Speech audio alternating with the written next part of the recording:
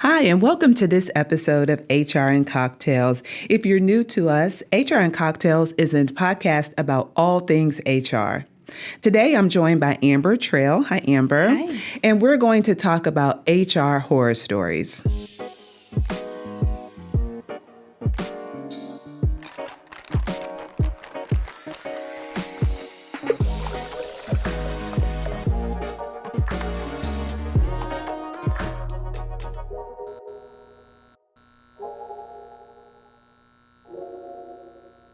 So, Amber, welcome. Thank you. So, tell me about you and what you do. So I am the managing HR consultant at Prescott HR. What I do in my role is very unique. I not only get to work with clients, which is I love, but I also get to support the other HR consultants. So anything from, resources that they need, conversations, collaboration, I get to support them in that way and offering, monthly, coaching sessions as well. Mm-hmm. Yeah, absolutely. And we are so happy to have you. And our clients are very, very lucky to have you. So today's episode is HR horror stories. And I think as HR professionals, we talk amongst ourselves. And I think that people who aren't in HR are always like, I bet you have the best stories. But it's interesting because in preparing for today, I couldn't think of anything. Me either. And it's like, I've been doing HR for 25 years and I know crazy things have happened. Mm-hmm. So I had to sit down and really think about it. And once I got to thinking about it, it was like kept going, right? When we think about HR horror stories, I mean, it could be anything from crazy interviews to crazy things that managers have done, employees showing up and doing crazy things. Mm-hmm. Just wild things. Yes. So we will get started and we will start with you. You get to go first. Thanks. Yeah. So I have the perfect story. And like you said, it was so hard to think about it because what happens is nothing surprises you as an HR professional. It just happens. And I think you store it in the back of your brain because it's like, oh, yeah, that did happen. But you have to really think about it. So one of my favorites is I was conducting an interview. I was working at a manufacturing industry. And I was conducting an interview. This gentleman was probably 30, 35 years old. And he asked me if his mother could join the interview. His mother. She was out in the waiting room with him. Now, this gentleman was perfectly capable of finishing his own interview. And I politely declined, but I was like, okay. So when we walked out, the mother shook my hand and she said, I hope my son gets this job. Okay. Yes. That gives a new definition to, Helicopter parenting. Did he indicate why he needed his mother to be? Because I would have asked that question. I was like, so what is your mother going to add to this conversation? I was speechless. I was like, what? Oh, my goodness. That is so funny. So I know we have a lot more stories, but before we get into that, let's get a drink. Okay. All right. So what drink would you like today? A spiked tropical storm. Spiked tropical storm, because these conversations are stormy. So coming right up.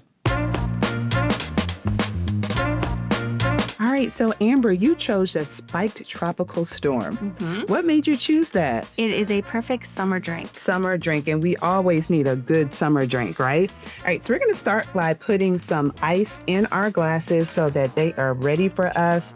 Once we shake up our drink, I will tell you, I probably need to get a squeak because this is always a mess whenever I do this with this little thing. So we'll do better next time. I feel like I'm taking up a half an hour doing ice. All right, one more. All right, so ice is ready. Okay, and we'll go ahead and put ice in our thing while I have the ice out and ready. All right, perfect. All right, ice in our shaker. So now you're done with the ice. Okay, so we're gonna start. This drink, the base of it is rum. This is a dark rum. This, and this is really cool. Mm-hmm. I know, I like this bottle, exactly. This is Pilar dark rum. We're gonna do 4 ounces of rum. We did double this up, but again, no judgment. You can do this all by yourself if you want. And I think I did this correctly. You did. Another dark rum that I do, particularly when I do a dark and stormy, is a Gosling's dark rum. I do like Gosling's. So we're going to do an ounce of simple syrup.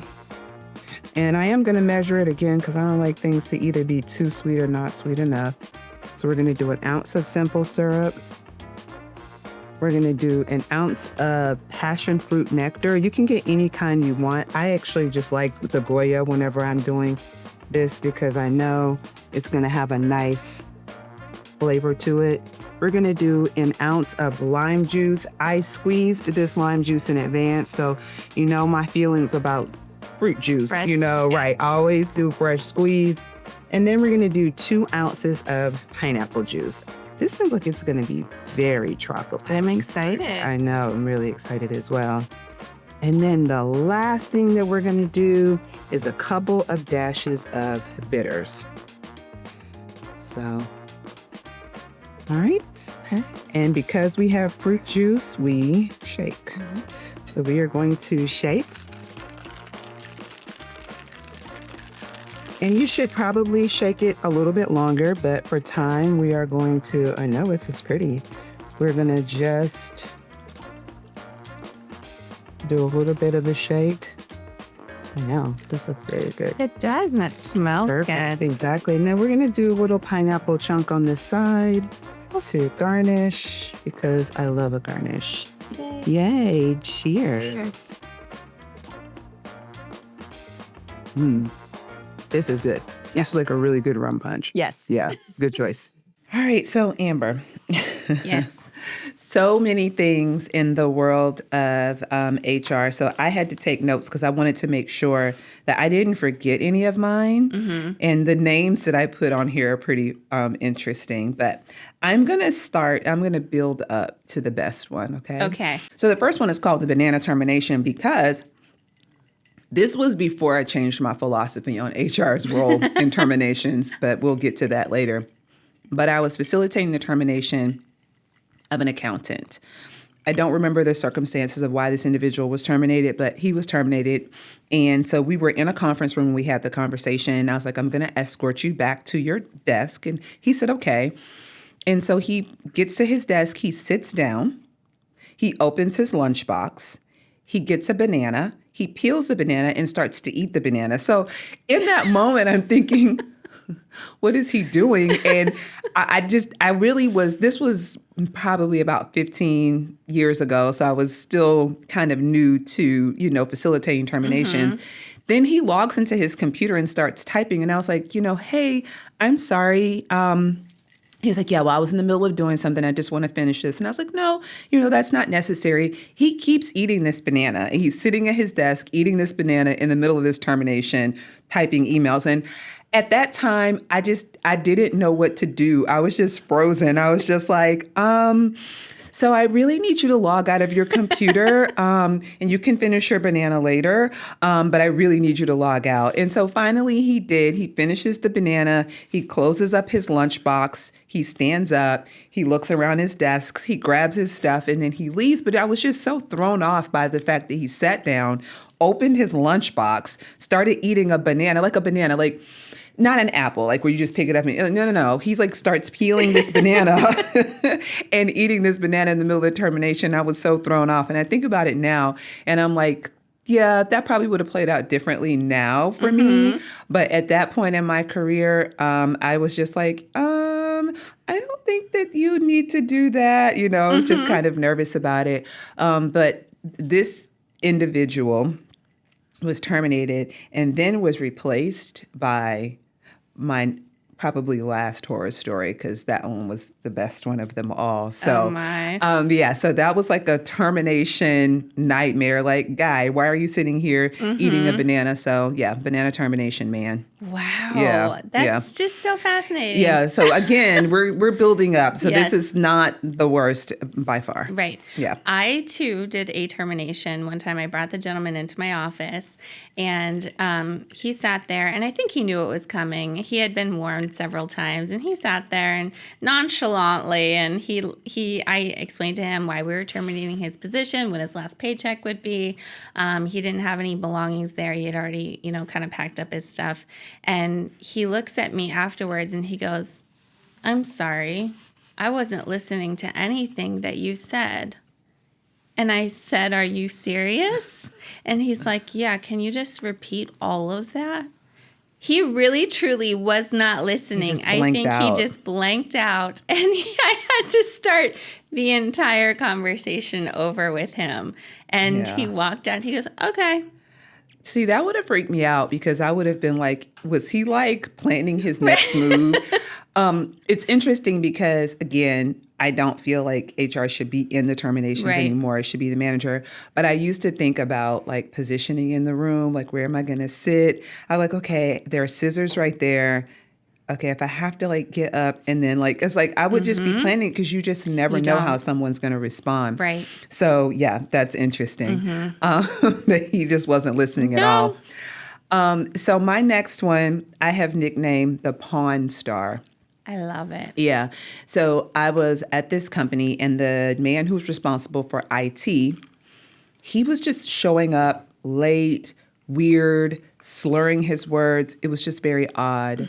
And so we were monitoring him for a while. And then we realized that potentially he was on drugs. Oh, my. Yeah. So we were like, he's probably on drugs.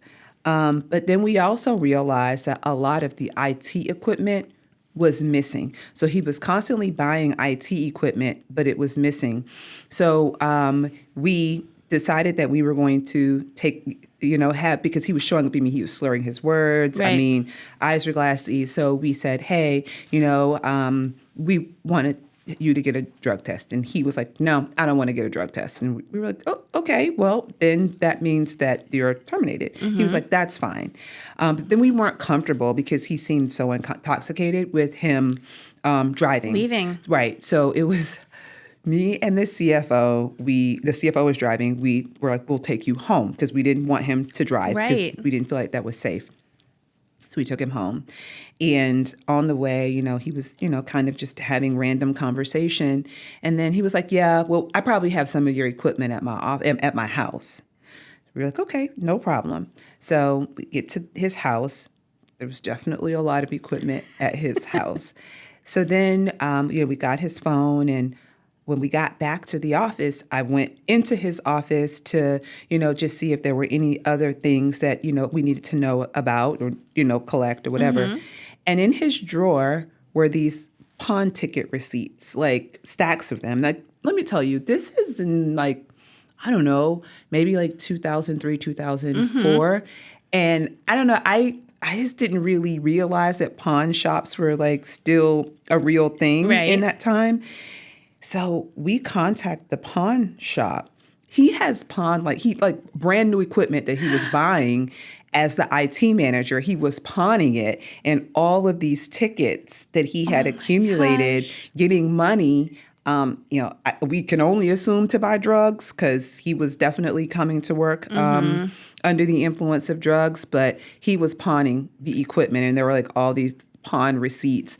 And he kept them at work. Yeah. And the thing is that I don't know why, because I'm sure he had no intention to go back and get the equipment back. So I don't know why he kept the pawn tickets. Like, you usually keep a pawn ticket when you're like, okay, I'm going to go back and get this, this item.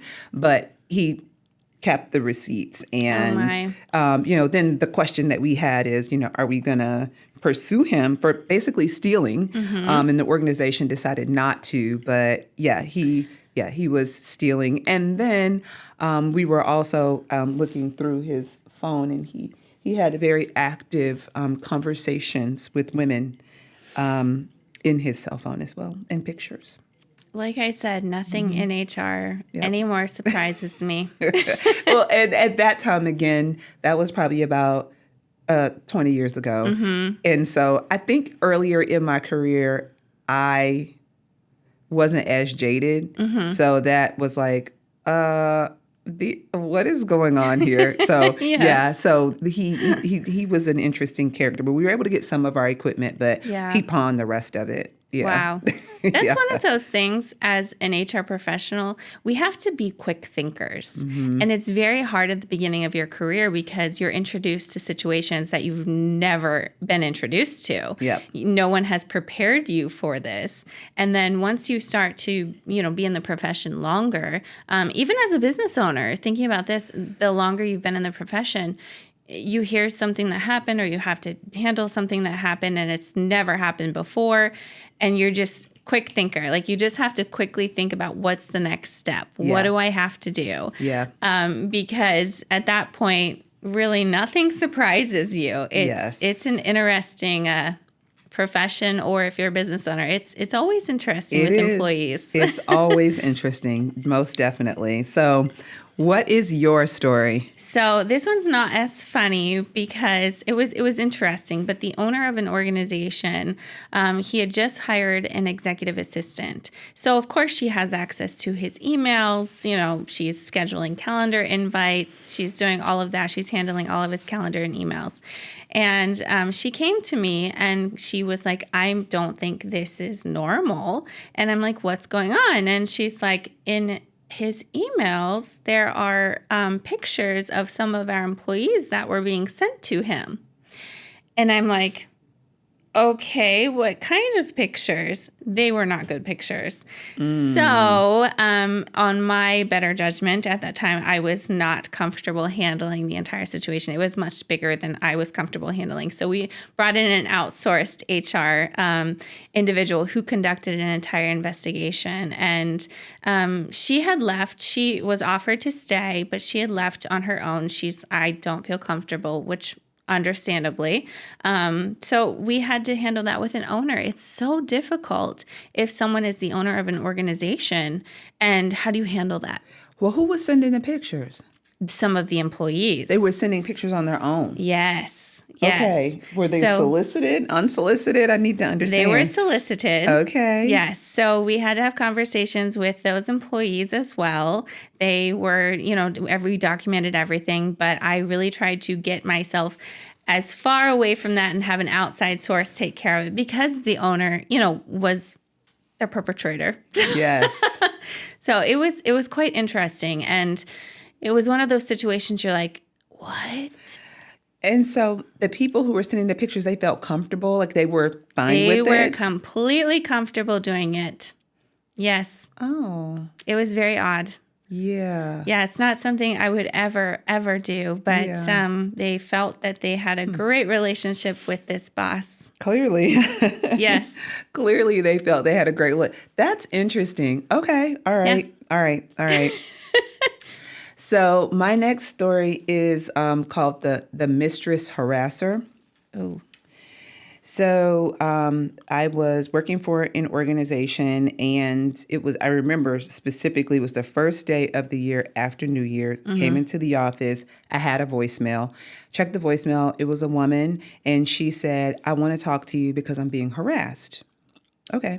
So I called her, and she said, I'm being harassed by my boss's new mistress. So I said, okay, well, tell me more. Mm-hmm. So she was at the time previously having an affair with her boss. Okay. She stopped having the affair with her boss. All of this was voluntary and consensual. Mm-hmm. He started having an affair with another person in the office. The new mistress was harassing her. And I don't know why. And so, she was sending her emails. She would call her. She was just harassing her because they both work in the same office. The manager works in the same office. Mm-hmm. This office probably had like 8 people working in there. Mm-hmm. And so the woman was getting harassed by the new mistress. Wow. So went to that office, conducted an investigation, and ultimately, we fired the manager. I mean, we had to because, you just can't sleep with everybody in the office. Mm-hmm. And then we had to discipline the woman who was harassing the other woman because we're like, you also cannot, harass someone. You can't send her emails and constantly call her. He has me now. I'm with him now. I'm the one. Oh, and side note, he's married. Oh, that's great. Yeah, he's married. So he's married, and but the new mistress was harassing her, and ultimately the new mistress got terminated as well. Okay. But yes, the mistress was harassing the old mistress. That is fun. That is fun. Yeah. I have one very similar. It was not harassment. However, I had two different departments, and apparently the gentleman who was married, they both worked for the company. He was in a different department than she was. And he came into my office and he said, Amber, I just need to find out how I can get this employee, it was a female employee, transferred to a different department. And I said, why? She's not even in your department. What's going on? Well, I don't want my wife to find out that she's my girlfriend. So he came to HR, openly admitted that he had a wife and a girlfriend and wanted to split them up so that they did not. Now, this was not a big company, so at some point they would have found out anyways. And we had a non-fraternization policy. So we already knew that the husband and wife were married. That's why they were in different departments, different supervisors. But yes, ultimately he was let go because of the situation. And the funny part was the girlfriend had no idea that he was married and she was working with his wife. Oh, okay. That's also crazy. Yeah, I don't understand why. And it's so interesting to me. I ask people all the time, like, the world is so large. We live in a major metropolitan area. And the only people you can find, one of these 8 people in this room right here, like, I don't understand the concept of it, but that is many times what happens. Yes, definitely. So I had a situation where, banana termination man, he was an accountant, he left. So I was on vacation, and the company decided to use a temp agency to bring in an accountant in the interim because they needed someone quickly. So this piece is important to the story. So I was on vacation, and the company brought in a temp agency, person from a temp agency. The person came in, she fit right in, she was great, and they decided to hire her. I came back from vacation. I met her when I came back from vacation. She was really nice. And so we were working like in a downtown area. So every day I would come into the office and she'd be like, let's go get coffee and I'm going to run into the bank. Okay, fine. So we would go to get coffee. I was in my mid-20s at this point. So we would go to the bank, and we would go get coffee. While we were getting coffee, she was like, I'm going to run into the bank. And, I'll be like, okay, I'll come with you. She's like, no, you don't have to come with me. So I never went into the bank. So maybe about 6-8 months later, I got another job and I left the company. A week after I left the company, my old boss called me and she said, hey, I need to talk to you about something. And I was like, oh, okay. And she was like, yeah, so the FBI just left our building. And I was like, okay. And she was like, and they came to arrest this person. And I said, okay. And they were like, yeah. So apparently the name that she gave us and the information that she gave us was not true. That wasn't who she was at all. She was on parole for financial crimes, and she had just gotten out of jail when she came to us. And we know that you had been going with her every day. And basically what she had done was she had created multiple fake bank accounts and was cutting checks and depositing checks into these bank accounts. And I was like, okay. And I was like, well, I never went into the bank. I never went into the bank. And they're like, yeah, but you were with her all the time. And I was like, yeah, but it was because we worked together, right? So then I thought back on the fact that, well, she was a temp and y'all brought her in when I was on vacation. So I had nothing to do with her coming into the organization. I did not know her prior to, right? But I did spend a lot of time with her when she was there.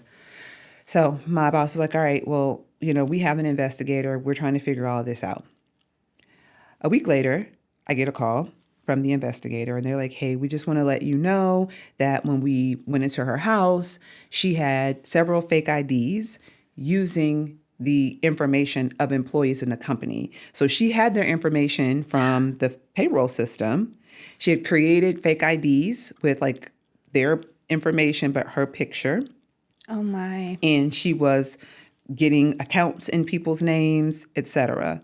And she said that she had one with my information as well. So she had gotten a fake ID with my information, her picture, etc. And so they were like, so, I was like, well, when I had a conversation last week, it seemed like people thought that I was involved. I have nothing to do with this. And they were like, yeah, we don't think that you're involved, but we do want you to know that she may have, pretended to be you, Right. et cetera. So, and mind you, we had hung out on the weekends. We had done all type of stuff, which is cautionary tale to anybody in HR, business person. Don't become friends with people that you work with. Like, keep it professional. Correct. Yeah. So I had to get a letter from them that I would carry with me. I stopped. I kept it for like a year because if I got pulled over in case she had committed crimes using my ID that said that she was me, that they could have the investigator's name and contact them to kind of clear it up. Confirm And it. and side note, when they came to get her, she wasn't there. She was gone and she was on the run for like a month. So that whole month, I was afraid that because she had been to our house, like we had hung out. And I was just afraid, like, that in my mind, I thought she was going to come and kidnap me and, like, take my identity and be me, right? Because she already had an ID of my name. And I was like, she's going to kidnap me and she's going to come and get me. But they found her and they arrested her and she went back to jail. But I was really afraid. Wow. Yeah, it was crazy. That is a crazy story. And I was also afraid that they thought that I was a part of it, that I was going to get in trouble because, I went with her every day, but I will say she never let me go into the bank. So I was never in the bank. I didn't know what she was doing, but she was depositing fake checks. Wow. That is probably one of the best stories I've heard. It was pretty bad. Wow. Yeah. That's scary. And like as someone in our roles as an HR professional, if you are accused of something, it's like, wait, what? Like what? Okay, and you think back, like, what were the steps? What happened? Yep. What did I do? And, you start to question everything. I think as human beings, we start to question, what happened. But that is insane. Yeah, it was very scary. Yeah. It was very scary. Wow. Yeah. That's a good horror story. It was bad. Yeah. Wow. Yeah. Any more for you? No, I don't have any more. I mean, I'm sure that I do, but like I said earlier, it's one of those where you just file it so far back. Yeah. And it could be so random that it's not a crazy story, but just little things that have happened and make you almost just shake your head, like, okay. Yeah. Let's figure this out. And I think, as HR professionals, one of the things we do is, it's not a bad thing to collaborate. Even as a business owner, if business owners, are watching this, collaborate with other business owners. Find out like, hey, something happened. Has anything happened similar to this with you? Just understanding, how do I handle this? Because they're going to have a different perspective than you do. Yep. Because you're in the moment handling that situation. Yep. But it's also really good if you have like an outsourced HR to come in and help you with those types of problems, the employee, problems. But it is scary, and you never know what to expect. You never know what to expect. And I have another. There was an employee who was dealing with some just stress and medical issues. They had reported the stress and medical issues, and they said that their manager really wasn't being helpful, and that their manager, was continuing to pile work onto them, and that they really weren't receiving the type of support that they needed from their manager. So the person who was the HR representative, it wasn't me, it was another person on my team, was working with that manager to try to help them to understand how to be a better manager so that they could remove some of the stress from that person, and really helping them to understand that you don't have to be so dogged in how you approach things, right?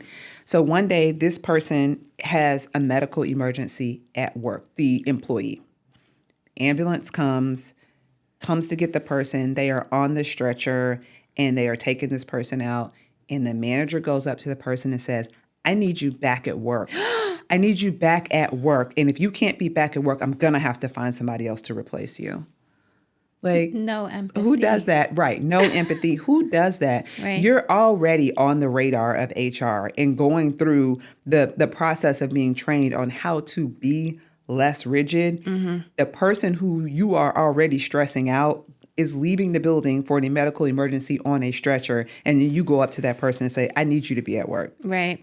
Yeah. Needless to say, that person wasn't a manager much longer. No. Yeah. And that's unfortunate because Yeah. I think some managers or supervisors, especially those who are coming into the role as a new manager, a new supervisor, they don't understand that human aspect. Right. They're great at what they do that has promoted them, potentially, which is usually the situation. They've been promoted into the role, but they don't have that people piece, the empathy, this job is not just their life. They're really focused on the work and that's it. And unfortunately, when you show up, you're a human. You have all kinds of things that show up with you. So you need to have the empathy piece with you too. You absolutely do. You absolutely do. And, I think many times when the comments that we get about HR is that HR is not there to support the employee and things like that. But honestly, in those types of situations, we do not want an employee to be dealing with that type of stuff. No. Yeah. So when I was working in the staffing industry very, very early on in my career, I was doing some what at the time was called light industrial recruiting. So, picker, packers, warehouse employees. And in order to do that work, you had to come in and take a test. So it was like alphabetizing and just some basic skills tests that you had to come in to take. So I had scheduled a couple of people to come in to take the test. And I was working with a colleague who is now my best friend, but at the time we were just working together.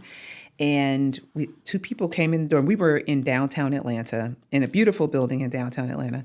And two people walked in, and one of them had on like pajama pants. Now, again, this was like 25 years ago, before like pajama pants in public was a thing.